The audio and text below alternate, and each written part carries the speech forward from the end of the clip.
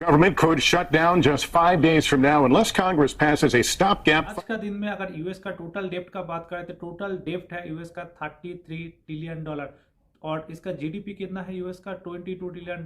तो $22 ट्रिलियन का इकोनॉमी में डेप्ट है 33 ट्रिलियन। Funding bill.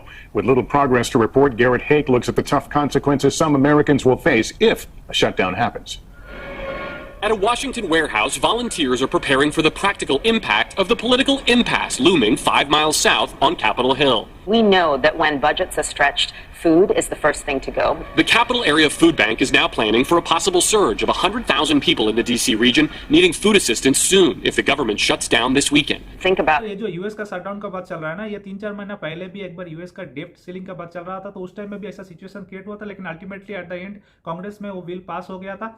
इस बार भी मेरे को लग रहा है ऐसा ही होने वाला है। देखो ये जो खिंचातानी है ना, ये चलता रहता है, ये हमारा इंडिया में भी चलता है, बीजेपी कांग्रेस का अंदर, उधर में भी रिपब्लिक और डेमोक्रेटिक का अंदर चलता है। तो ये बिल तो पास हो जाएगा, लेकिन हमको ध्यान ये देना है जो ये जो सिचुएशन क्रिएट होता है, ये जो न्यूज चलता है, इससे चलते होता है कि मार्केट को करेक्शन मिलता है। और अगर आपको लॉन्ग टर्म के लिए इन्वेस्ट करना है तो अच्छा स्टॉक मिल जाता है लोअर वैल्यूएशन में। तो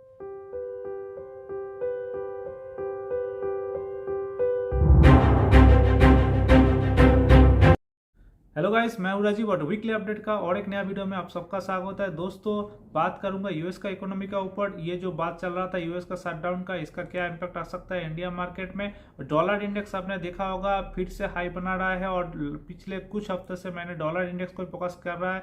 अभी देखो डॉलर बढ़ रहा है तो क्या हो जाएगा, रूपी कमजोर हो जाएगा, रूपी कमजोर हो जाएगा तो एफआई का जो है एफआई का सेलिंग आएगा। और आपने देखा होगा लास्ट हफ्ता भी एफआई का तगड़ा सेलिंग आया है, उसका रिस्पेक्ट में डीआई का तो सेलिंग डीआई बाइंग तो किया है, लेकिन चार्ट में जो ट्रेंड दिख रहा है अभी थोड़ा डाउन ट्रेंड दिख रहा है, लोअर हाई बन रहा है, तो थोड़ा करेक्शन और भी बढ़ सकता है। जो 19,200 का लेवल पहले गया था शायद वहां तक भी जा सकता है करेक्शन में, लेकिन जो मैंने पहले भी बताया है कि दिवाली तक हम लोग 20,000 का ऊपर ही रहेगा। तो चलो फटाफट चार्ट देख लेता हूँ। डॉलर इंडेक्स का चार्ट, और डॉलर इंडेक्स में देखो फिर से एक ऊपर का तरफ ट्रेंड पकड़ रहा है। डॉलर इंडेक्स नीचे का तरफ एक पैटर्न बनाया है, एक हेड एंड शोल्डर जैसा पैटर्न बनाया है। ये दोनों हो गया शोल्डर इसका, एक हो गया हेड छोटा है लेकिन एक हेड एंड शोल्डर पैटर्न हम बोल सकता है, और उसके साथ साथ एक हेड एंड शोल्डर पैटर्न का ब्रेकआउट भी दे दिया है। अभी इसके पास जो रेजिस्टेंस ऊपर का तरफ है वो काफी दूर है, वो जो है 112 का आसपास है। तो अगर ये यहाँ तक मतलब अभी 106 है और 112 तक जाता है तो बड़ा करेक्शन दिखेगा यूएस मार्केट में भी, इंडिया मार्केट में भी। तो ये देखने वाला बात है आने वाले टाइम में क्या हो रहा है। ठीक है, इसके साथ साथ और क्या चीज हो रहा है ग्लोबली आप देख रहे हो कमोडिटी का प्राइस, गोल्ड का प्राइस गिर रहा है। तो गोल्ड का प्राइस जब भी गिरता है तो वो एक पॉजिटिव संकेत देता है मार्केट को, मार्केट का प्राइस बढ़ता है। लेकिन इस टाइम में उल्टा हो रहा है, देखना है आने वाले टाइम में क्या होता है। और दूसरा एक चीज हो रहा है जो है क्रूड ऑयल का प्राइस बढ़ा है। तो क्रूड ऑयल का प्राइस अगर बढ़ता है, डॉलर अगर महंगा हो जाता है, इंटरेस्ट रेट अगर हाई चलता है तो एफआई का सेलिंग बढ़ जाता है। और आपने देखा होगा लास्ट हफ्ता एफआई का सेलिंग करीबन 6,000 करोड़ का आसपास हुआ है इंडिया मार्केट में।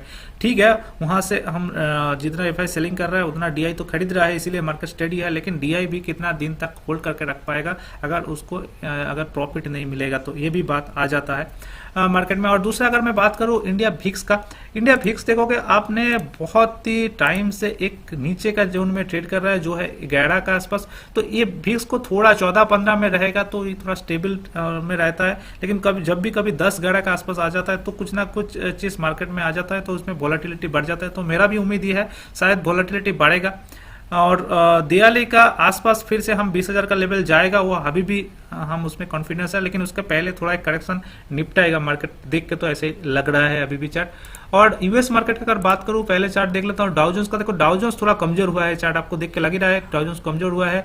ये एक ट्रेंड लाइन था, ट्रेंड डाउन का ब्रेक डाउन करके नीचे की तरफ गया है। तो देखना है आने वाले टाइम में क्या इसका ऊपर इम्पैक्ट आ सकता है। एक मंथली चार्ट है, ठीक है। तो डाउ जोन्स कमजोर हुआ है। और अगर नेस्डैक का बात करूं मैं, नेस्डैक भी कमजोर हुआ है, अब देख रहा हूं नेस्डैक का चार्ट भी कमजोर है। तो यूएस मार्केट में क्या है, लास्ट जो फ्राइडे का क्लोजिंग वो भी डाउन ट्रेंड में क्लोजिंग हुआ है और हमारा मार्केट क्या है एक जगह में रुक गया। अगर निफ्टी का बात करूं तो निफ्टी देखो अभी भी 19,600 का आसपास रुका हुआ है। लेकिन मेरे को लग रहा है कि ये जो लेवल है इंपॉर्टेंट, जो सपोर्ट जोन कुछ महीने से बना है, ये 2023 का जून से बना है। और लास्ट टाइम में जब यूएस का डेप्ट सेलिंग का बात आया था तो यही लेवल में था 19,300 का आसपास। तो ये लेवल में फिर से आ सकता है, मेरे को ये लग रहा है। ठीक है, वो तो देखने वाली बात है आने वाले हफ्ते में आता है कि नहीं, लेकिन अगर आएगा तो इसको हम लोग कुछ बड़ा चीज ऐसे बड़ा खतरा नहीं मान सकता हूँ। ये छोटा मोटा करेक्शन आता रहता है। देखो ऐसे जब एक अप ट्रेंड रहता है, अप ट्रेंड में इतना करेक्शन लाजमी है। देखो मार्केट ने 18,000 से ये साल में 18,000 से 20,000 तक चला गया, हाँ ठीक है, कुछ ही महीने में तो 20,000 तक जाएगा तो थोड़ा करेक्शन तो आएगा ना, 19,300-400 तक आएगा, फिर आपको अपॉर्चुनिटी मिलेगा लेने के लिए, फिर आप यहाँ से क्या करोगे, मार्केट ऊपर का तरफ फिर से रुक लेगा। ठीक है, अगर ये ब्रेक करता है तो 18,600 ये थोड़ा बड़ा करेक्शन होगा, लेकिन हम लोग 19,300 को ही पकड़ के चल रहा है। ठीक है, इतना करेक्शन आ सकता है मार्केट। दूसरा जो चार्ट देखेगा वो बैंक निफ्टी का चार्ट, और बैंक निफ्टी का चार्ट में देखो एक पैटर्न बना है, एक बियरिश पैटर्न बोल सकता हूँ मैंने, ये देखो डबल टॉप पैटर्न बना है यहाँ पे। तो अगर ये ब्रेक करता है, ये जो लेवल है बहुत ही इंपोर्टेंट, 1500 44,000 का लेवल, 44,000 का जो लेवल है ये काफी इंपोर्टेंट एक लेवल है। इसको अगर ब्रेक करके नीचे की तरफ जाता है तो फिर बड़ा करेक्शन दिखेगा बैंक निफ्टी में। और अगर पीएसयू बैंक का बात करूं तो पीएसयू बैंक में भी सेम स्थिति है। पीएसयू बैंक देखो एक ऑल टाइम हाई में फिर से आ गया है। ये ऑल टाइम हाई लगाया था कब, all time high PSU bank लगाया था 2011 में, जब 2008 का क्राइसिस के बाद 2010 में लगाया था, 2010 का नवंबर में, और फिर से वही स्टेज में आ गया है। तो एक पीएसयू बैंक में भी मेरे को लग रहा है करेक्शन आएगा, और करेक्शन आएगा तो ये थोड़ा बड़ा ही करेक्शन देगा, 5-6% का करेक्शन आएगा। तो करीबन 4,400, 4,800, 4,500 ये जो रेंज है यहाँ तक आ सकता है पीएसयू बैंक। तो पीएसयू बैंक में थोड़ा करेक्शन मेरे को दिख रहा है। बाकी जो मार्केट है, ओवरऑल मार्केट में थोड़ा करेक्शन का मैं उम्मीद कर रहा हूँ आने वाले हफ्ते के लिए। तो ये था पूरा इस हफ्ते का वीकली अपडेट। वीडियो कैसे लगा बताना, वीडियो अगर अच्छा लगा तो वीडियो को लाइक करो, दोस्तों के साथ शेयर करो, और चैनल को अभी तक नहीं सब्सक्राइब किया तो बेल आइकन दबा के चैनल को सब्सक्राइब कर लो। चलो दोस्तों, चलता है, गुड बाय, जय हिंद।